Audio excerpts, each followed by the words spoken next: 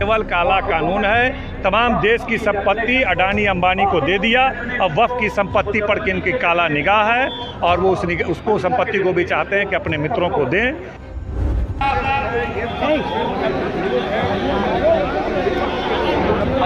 जारी रखी जाए। माननीय श्री लालू प्रसाद यादव जी और माननीय श्री आप नीतीश कुमार को तय करना होगा, आप हिटलर के साथ रहेंगे कि जनता के साथ। वक्फ बिल के विरोध में आज गर्दनीबाग में धरना दिया गया है। मुस्लिम पर्सनल लॉ बोर्ड के द्वारा वक्फ बिल के विरोध में आज धरना के प्रति जदयू की उदासीनता चर्चा में रही। एनडीए के सहयोगी दल भी दूर ही रहे, परंतु राजद के बड़े नेता इस धरना में मुस्लिम वक्फ बोर्ड के साथ खुलकर आए। सबसे अधिक चर्चा का विषय यह रहा कि कमजोर स्वास्थ्य के बावजूद लालू प्रसाद यादव धरना स्थल पर आए। अक्सर लालू प्रसाद यादव पार्टी कार्यालय में तो जाते हैं, परंतु पब्लिक डोमेन में परहेज करना पड़ता है। कांग्रेस के लोगों की उपस्थिति का इंतजार बना रहा। धरने में कई मुस्लिम संगठनों के साथ साथ कई राजनीतिक दलों के साथ भी शामिल हुए। अन्य दलों की तरह धरना में प्रशांत किशोर भी शामिल हुए। CPI-ML यानी लेफ्ट के महबूब आलम के साथ साथ राजद के कई नेता धरने में शामिल हुए। देखते रहिए विमर्श न्यूज। नेताओं ने एक स्वर में वक्फ बिल का जमकर विरोध किया। से पूरे देश में दंगा फसाद कराने की योजना है, ताकि वो चाहते हैं कि भाई अपने नाकामी को छुपा करके हम 50 साल की राजनीति कर सकें, लोग लड़ते रह जाएं और हम अपना जुल्म अन्याय करते रहें। जो अवैध जमीन कब्जा हुई है उसके लिए है, नहीं गरीबों की जमीन को कब्जा कर लिया गया। ऐसा कहीं कोई शिकायत नहीं है। दिखा दे पूरे बिहार में ऐसा 100, 10, 20 मामला भी। ये केवल काला कानून है। तमाम देश की संपत्ति अडानी अंबानी को दे दिया। अब वक्फ की संपत्ति पर किनकी काला निगाह है और वो उसको संपत्ति को भी चाहते हैं कि अपने मित्रों को दें। इसलिए ऐसा कानून लाते हैं कि हर शहर में 2, 4, 10 संपत्ति वो देने का काम करेंगे। तेजस्वी ने कहा कि बीजेपी के लोग संविधान को बदलने की कोशिश कर रहे हैं। राजद के अख्तरुल शाहीन ने कहा कि हर हाल में सरकार इस बिल को वापस लेने के लिए मजबूर होगी। महबूब आलम ने कहा कि सरकार मुसलमान के साथ अन्याय कर रही है।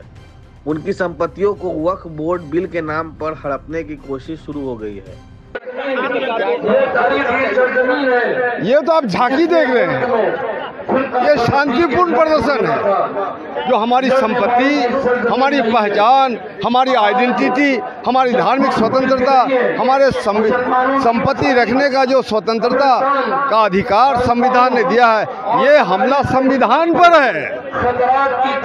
इसलिए मुसलमान इसका विरोध कर रहे हैं। पूरा हमारा महागठबंधन विरोध कर रहे हैं। सिर्फ मुसलमानों का मुद्दा नहीं है, ये संवैधानिक मुद्दा है।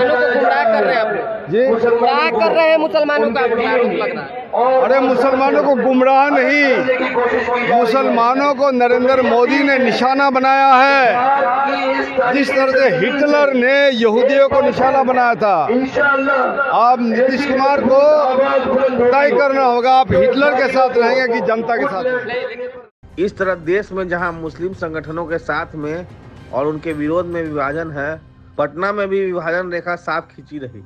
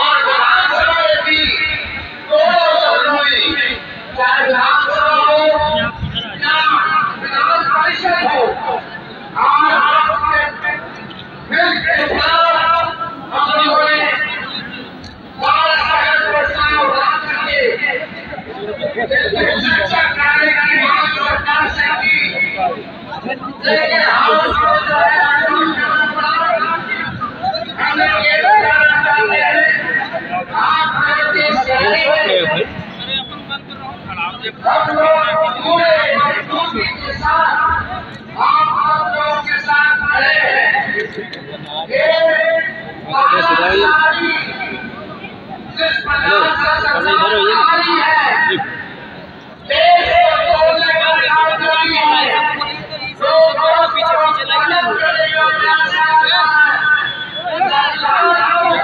कीजिए तुम आप लोग हैं यहीं पर ना सुरक्षा में हम लोग कैसे कीजिए लाइन लगी लाइन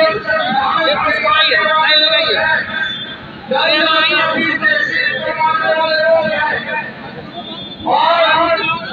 अभी अपने एमपी की सुरक्षा ही में है।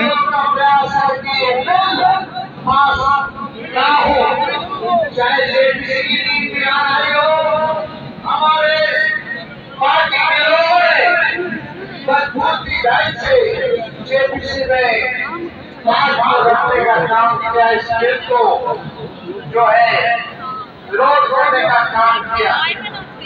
हम चाहेंगे जो लोग सत्ता में है उन लोगों को एहसास करना पड़ेगा कि भाई संविधान के खिलाफ अगर कोई गिर रहा है तो उसके खिलाफ सब लोगों को खड़ा होना होगा।